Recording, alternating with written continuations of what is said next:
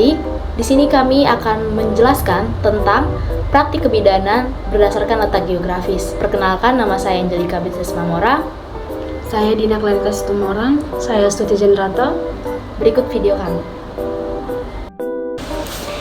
Baik, di sini saya akan menjelaskan tentang praktik kebidanan berdasarkan letak geografis.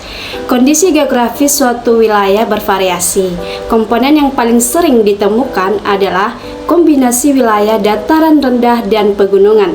Pada wilayah yang rendah biasanya dicirikan dengan kepadatan penduduk. Sebaliknya, pada wilayah pegunungan kepadatan penduduk semakin berkurang. Nah, kondisi ini menyebabkan konsentrasi penduduk ada di wilayah tersebut. Sementara, wilayah pegunungan dengan luas wilayah lebih besar dibanding wilayah dataran rendah, konsentrasi jumlah penduduk juga semakin kecil. Nah, kondisi ini menyebabkan jumlah ibu hamil lebih terkonsentrasi 67 wilayah yang ada di dataran rendah. Sebab kondisi sosial masyarakat tidak bisa lepas dari kondisi fisik geografisnya. Nah, sehingga kondisi fisik lingkungan akan berpengaruh terhadap konsentrasi penduduk pada suatu wilayah. Nah, tingginya konsentrasi jumlah penduduk pada beberapa wilayah tersebut, kecamatan mempengaruhi tingginya jumlah ibu hamil yang ada di wilayah tersebut. Nah, yang termasuk kategori dataran rendah. Senada dengan jumlah ibu hamil yang ada di wilayah tersebut, kasus kematian juga lebih banyak terjadi pada wilayah dataran rendah. Nah, kita akan membahas kasus kematian ibu terjadi karena adanya faktor risiko yang menyertainya. Ibu yang sedang hamil dan keluarganya harus diberikan pengetahuan yang berhubungan dengan ancaman pada saat kehamilan, persalinan, dan masa nifas. Tingginya angka kematian ibu yang sering terjadi sebagian besar disebabkan oleh preeklamsi, eklamsi. Hal ini dimungkinkan oleh tidak terkontrolnya faktor risiko yang ada. Kondisi geografis yang baik seharusnya menjadikan ibu dan keluarganya memiliki kemudahan untuk mengakses layanan kesehatan dan memilih petugas yang terampil. Hanya saja, ketika pengetahuan yang dimiliki ibu rendah, serta keinginan untuk mengakses layanan juga rendah, menjadikan ibu hamil terancam.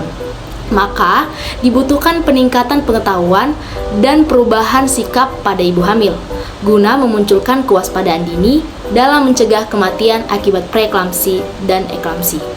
Kondisi geografis yang mudah seharusnya memudahkan dalam mengakses layanan antenatal care ibu hamil sehingga mampu membantu kesehatan ibu dan kandungannya. Perkembangan yang terpantau akan memunculkan saran-saran yang bisa diberikan ketika didapatkan keadaan yang kurang maupun yang lebih. Baik, di sini saya akan mengambil satu kasus contoh yang ada di Papua. Perlu kita ketahui, di Papua rentan terhadap kasus kematian ibu dan bayi dikarenakan akses pelayanan yang jauh dari rumah pasien. Menkes RI juga menyerahkan bantuan puskesmas keliling atau Puslin.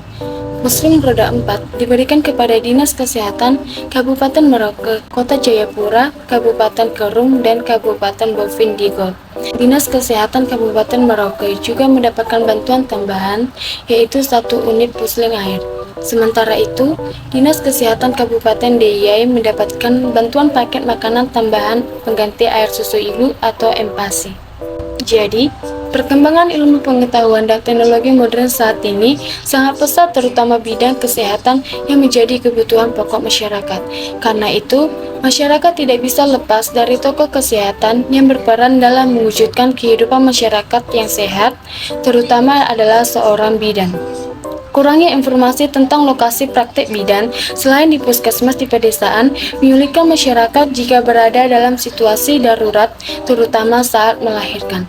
Maka, harapan yang dibuat sebuah sistem pemetaan yang memudahkan masyarakat dalam rangka meningkatkan pelayanan kesehatan dengan menggunakan sistem informasi geografis.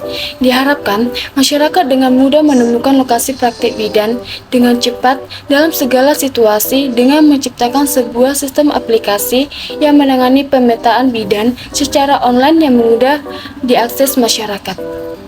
Demikian video dari kami. Sekian dan terima kasih.